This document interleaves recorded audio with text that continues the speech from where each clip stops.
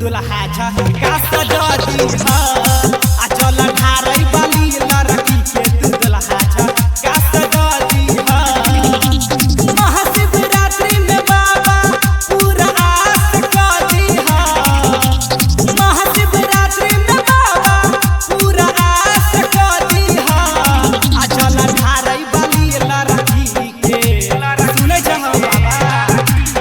आ पूजा करई बाली लड़की के तू दुल्हा झका सजदी आ चल ढारई